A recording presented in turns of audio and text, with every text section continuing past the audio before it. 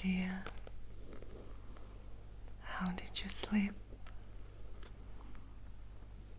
I'm glad that you feel good. It's very important to sleep well, so you are ready for the next day, full of energy, right? I also slept okay. Yes. And now just relaxing, enjoying this sunny morning. Yes, I think it's nice weather outside. Yeah, so sunny. Might be warm today. Do you want to go for a walk later? Yes? I'm starting a new book. Yesterday I bought a new book. It's Pride and Prejudice by Jane Austen. Have a look. How romantic it is. I like this story a lot, so I decided to buy it. And now just want to start the reading. Do you want to listen to my reading?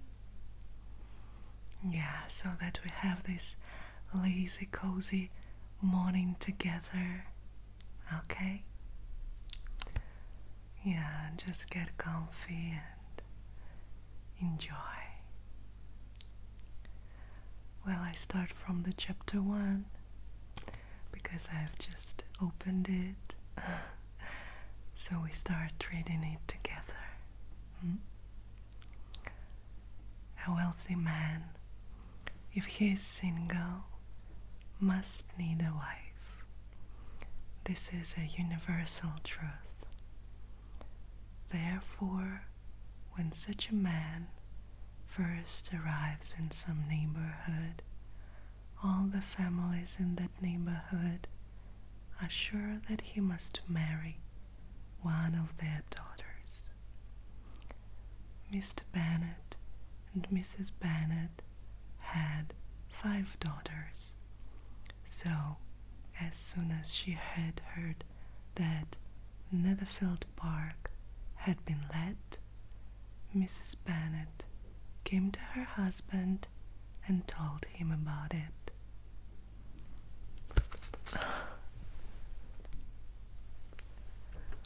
Mr. Bennet was silent.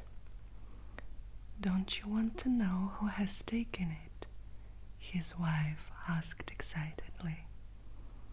Her husband said that he had no objection to hearing what she wanted to tell him.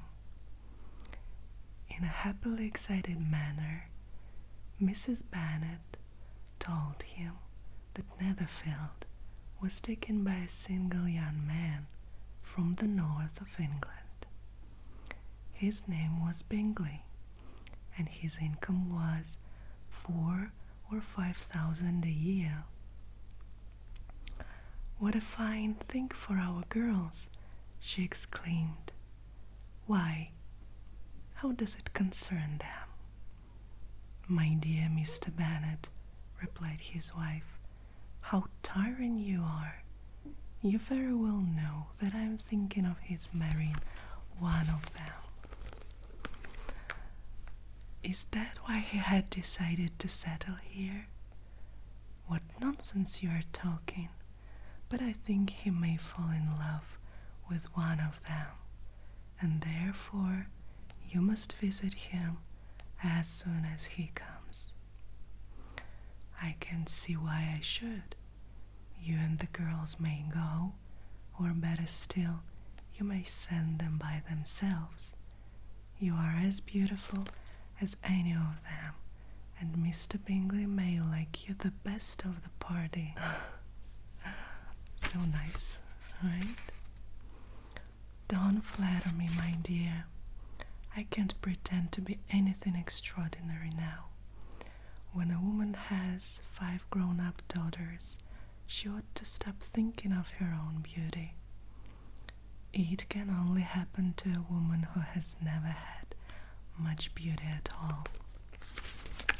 But Mr. Bennet, you must indeed go and pay Mr. Bingley a visit when he comes into the neighborhood.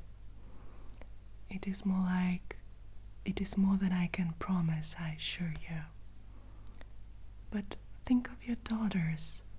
What good fortune it would be for one of them. Sir William and Lady Lucas don't usually visit newcomers, but they decided to go now, just for that reason, for their daughter's sake.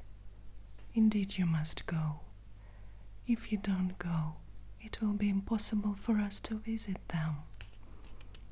You are over scrupulous, my dear.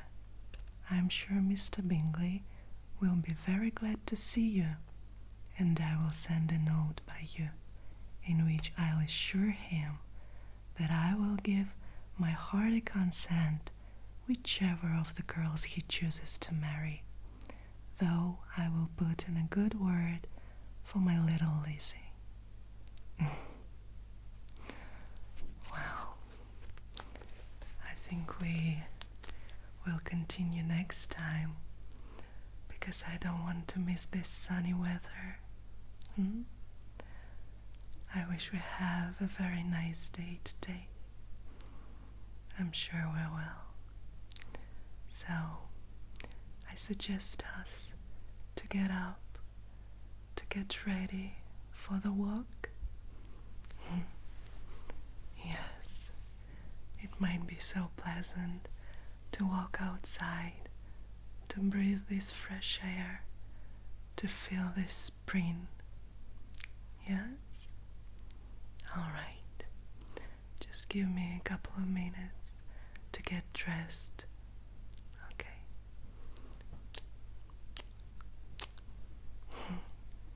I'm glad that you enjoyed my reading. We will definitely continue